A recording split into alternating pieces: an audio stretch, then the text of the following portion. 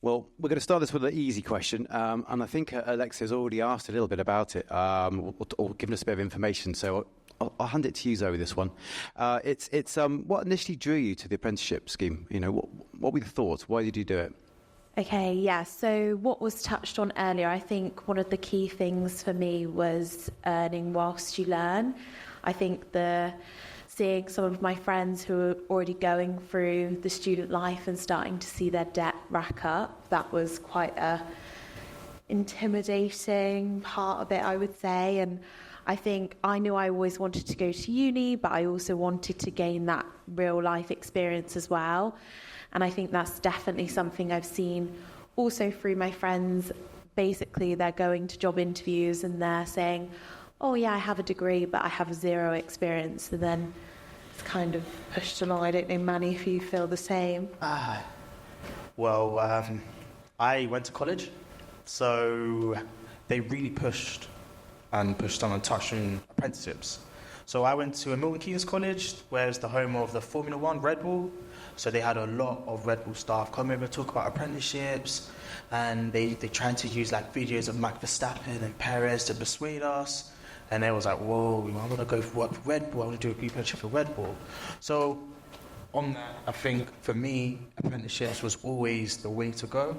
And I think, especially from young, uni was forced on me, and I was pretty intimidated. So it was definitely apprenticeships where for me was personally the way to go. Which is really good, which it sort of segues nicely into like expectations. So what did you expect then? I'll go with you, Manny, now, because I gave you the first one, Zoe. So we know you expected something from an apprenticeship scheme, and how has it evolved over your 4 years? So you're now at the end of your scheme when you're ready to go on to active workforce. So what were your expectations, and how has that evolved over the time? So originally, working for Airbus, you think it's going to be super strict, it's going to be super formal, you can't be yourself, you feel like I have to act like someone who I'm not. As soon as I started working, I realized that I had all the support. I had my early careers managers, my business managers, I had my mentors, I even had friends, I even had Zoe with me. I had everyone there who was supporting you, and you could truly be yourself. There are different extracurriculums that Airbus actually offer, so there's so many sports. There's football, there's rugby, if you want to go into, even they have the Formula One sites where you can apply and do the sort of websites. You can go up against other people. It's really cool. It's really interesting. So I think the biggest thing for me is you could be yourself. Especially for me, where I come from, there was always a sort of stereotype where, breaking that stereotype, I think for me was the biggest thing. I think that's really important to understand stereotyping, and that's something that we try to work to get away from. But what was the biggest challenge then, Zoe, for you? Transitioning from school, because there's a lot of students out there today that may be a bit nervous about thinking about taking on that step to go to work, and clearly there's a route into university, which is a higher education. But what was your transition like? I think for me, one of the biggest things when I was at school and I told school that I applied to Airbus, they were a little bit shocked at what I would be doing. I wasn't the most academic of students. I was a bit more chatty, and that was my kind of thing at school. And I think that expectation of isn't it just boys who build aircraft that work there, when actually there's this whole different side to Airbus where weirdly 50-year-old people have become some of my bestest friends and stuff like that. That's my age, thank you. No offence, but you guys are pretty... No offence intended, no. Not taken. But I think the biggest thing for me was that transition of I'm going into more of a professional environment, and aren't I really nervous for that? And I was to begin with, but actually it's been the most supported environment I've ever been into. And so I think what worked nicely then, so you touched on it there, but what about you're saying mentors, peers? Manny, did you have people that were there, that are there for you now, and what does that look like? Definitely. Well, my apprenticeship journey, I went through some tough times academically where I struggled, but I had my early careers managers who were always there for me. So, as you know, you'll go uni once or 2 days a week, and the rest you're working on the job. If you feel like you're ever struggling, if you're struggling mentally, if you're struggling on your academics, like you seem to not getting it, my early careers manager actually stepped in and said, okay, no work, no off the work hours, so I can fully focus. I could spend weeks and days focusing on exams, focusing on uni, and I think for me that really made me feel that, okay, I have a really good support around me. And that's good to hear. And that's what, that's what the aim is, and that's what all our companies try to do, is to, to have that sort of network around the apprentices. But I suppose you learn different skills, and so what are the sort of skills you think you've picked up, or you've taken from school but into the world of work, and you've made better and bigger things with? Yeah, so like I touched on earlier, I was always a little bit more chatty in school, and if anything, that's become more of a thing that's so valued within Airbus, to really be yourself.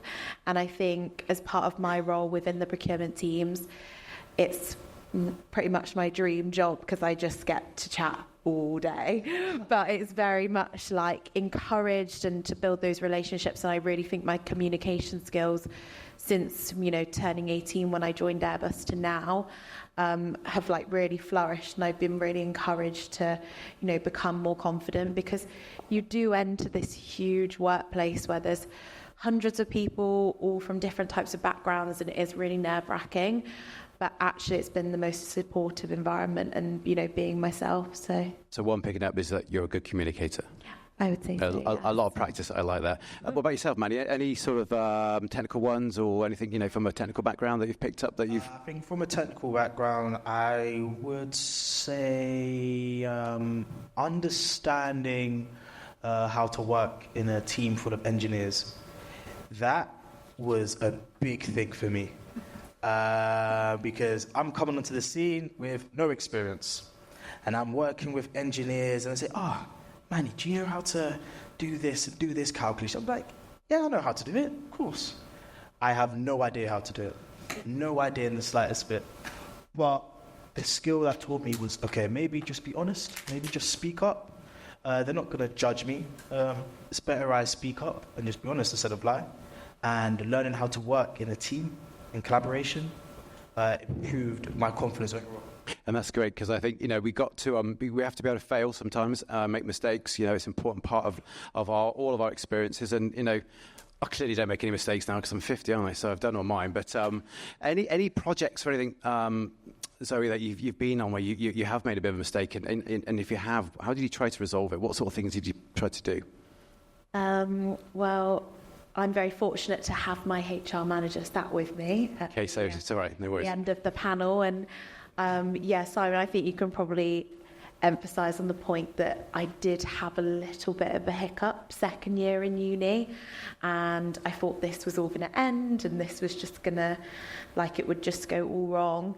But we really just took a step back, reevaluated the problem, and, we worked for it together as a team. And that was probably my biggest turning point, actually, that I went back into the office the following week and I said to you, that is never, ever going to happen again. Unfortunately for Simon, he's probably seen far too many tears. But I think at a point where I was really low with uni and I just found it really, really difficult, I was able to talk through it with my mentors and my peers, and we basically just reviewed the situation. And from that point forward, I think that was the change in my journey for developing as an individual into my role in the next couple of weeks. So do you think then, when you look back on, from the first day you came into Airbus to today, do you think your resilience is stronger and you're more together and you can make those sort of decisions and communicate? Yeah, absolutely. Yeah, I would think so, yeah. And the same to you, Manny? I'm sure you've not made many mistakes, but any ones that you've sort of learned, maybe something, if you've got something a bit different from Zoe at all? So, funny enough, I used to coach. I coached the under-16s football team, and I currently coach men's. I do a lot of mentoring, a lot of tutoring for kids from disadvantaged backgrounds all over the country. And I made so many mistakes from a communication perspective, and how I saw that translate into workplace, where I've been in projects where I've had poor communication, and instead of beating myself up, I just had to realize I had to learn from it. All the mistakes I've made from working in different teams, I had to learn from it, and the outcome I got from it, from managers, and the feedback was all positive. They saw how I was coming into a placement, and how they saw the development and me learning from my mistakes, from a coaching, mentoring, and it all translated. And from learning from that one skill and from that positive, it helped throughout everything, even into my daily life. That's good. And I suppose building on that, what sort of opportunities then? You've made mistakes. There's a learning curve. But what other opportunities outside? Outside of the sort of apprenticeship scheme, or that isn't the academic, isn't the workplace? What sort of things have you been able to get involved in? So, like I was saying, right now, for the last 2 years, I've been involved with a scheme called the Access Project, and the Access Project is targeting students from disadvantaged backgrounds all over the company to help them get into where they want to be, or sort of mentor them. So it could be apprenticeships, STEM, it could be universities, even though I'm trying to keep them informed about the opportunities of apprenticeships. And also, like I said, I'm also coach men's football, so great opportunity, and it's busy, especially men's football. It can get It's tough, yeah. And Zoe, opportunities that you've sort of come across? Yeah, I think probably one of the highlights for me was at the start of last year, I was able to spend the end of spring, the beginning of summer in Toulouse in France. So that's where Airbus's headquarters is, and was able to spend just over 3 months out there with a team that was working on sourcing strategy, so could understand why we choose the suppliers that we work with, and being given that opportunity to sort of move away from home. And I think that was one of the things, just going back to one of the previous questions you mentioned, I think one of the biggest things about not going to uni is you're going to miss out on that uni lifestyle. But if anything, I've been able to experience that and have that with that out of area placement to go and move to Toulouse, and there's plenty more opportunities like that. So being given the opportunity to do that was probably my highlight. That's good. I like to hear that. Right, so we've got a minute left. We've got 2 questions. Can we do it? I think so. So quickly, biggest inspiration other than Manny, obviously, but anyone else? What inspirations have you had, all been given from an Airbus point of view, or anywhere? So during my dissertation placement, I spent 18 months within one team focusing on the zero-E aircraft, so the new hydrogen aircraft, which will be launching sometime in the near future. And I was with a manager in that team, and he really, really helped me throughout that whole dissertation placement, where I thought it was basically impossible to get that ever submitted. But without the support of him and the team, it was, I would definitely say he's... That's good, I like that. We've got one question, we're going to squeeze it in. Honestly, we can do it. Right, one piece of advice you give to your younger self? Manny, you go first.